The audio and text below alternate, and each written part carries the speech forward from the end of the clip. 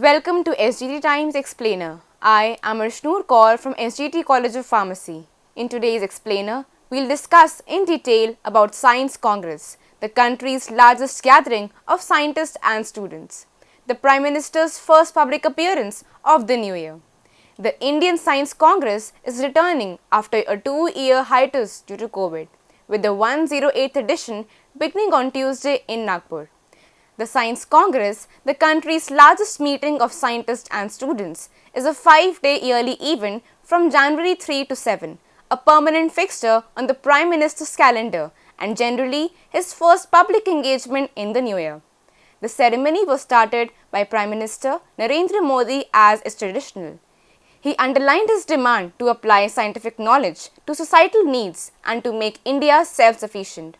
Scientific efforts should be such that they meet the demands of India while also accelerating the progress of 17 to 18% of the world's population, and its impact will be felt by the whole human race.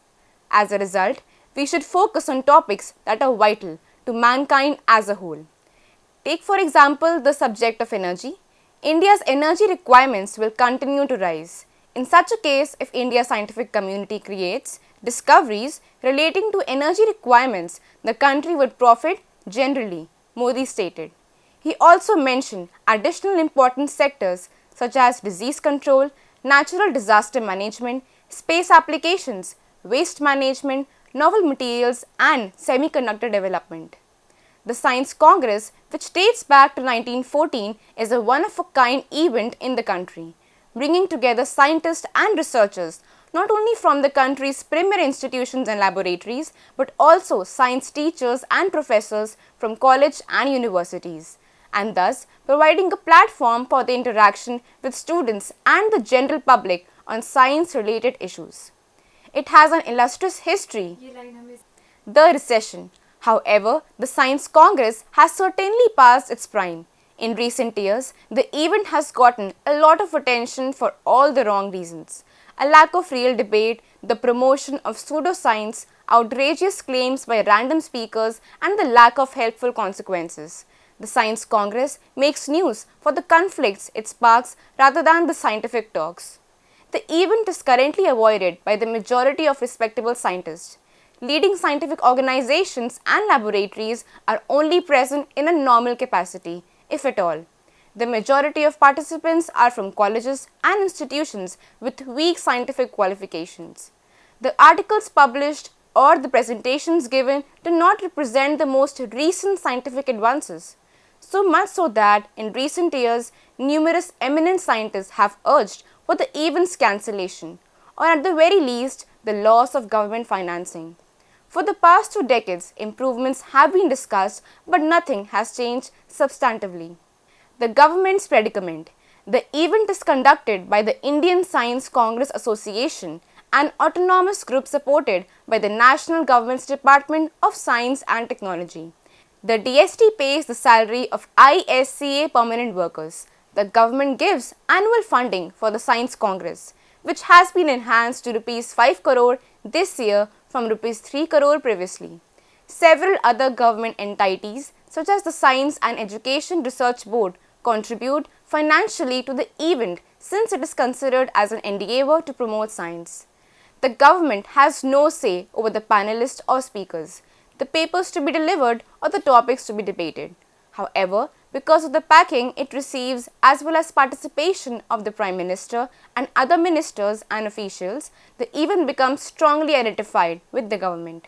As a result, if the event sparks a scandal, which has been rather common in recent years, the government gets blamed. The event is also billed as a showcase scientific meeting in India, which does not always paint a positive picture of Indian research on a global scale.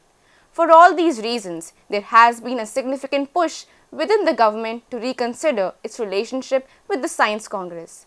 Back in 2008, then Science Minister Kapil Sibal was alleged to be dissatisfied with the proceedings at the Science Congress, that he considered withdrawing government sponsorship until some improvements were implemented. However, governments have been highly hesitant to pursue their road for fear of being labelled as anti-science. The event draws a significant number of students from all across the country, most of whom attends ISCA's Time, and it is their sole opportunity to meet and engage with some of the world's greatest scientists or gain exposure to scientific breakthroughs.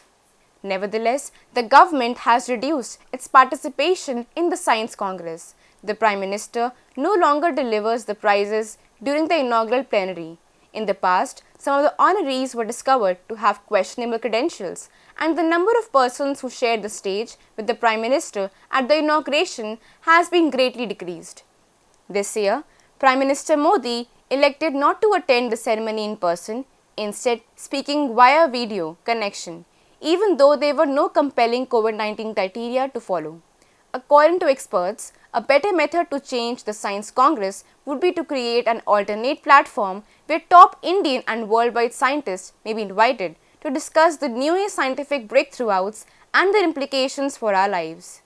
Such events are already taking place in several countries and are quite popular. These also serve as forums for getting young people and the general public interested in science and fostering a scientific temperament, which is one of the Science Congress key goals.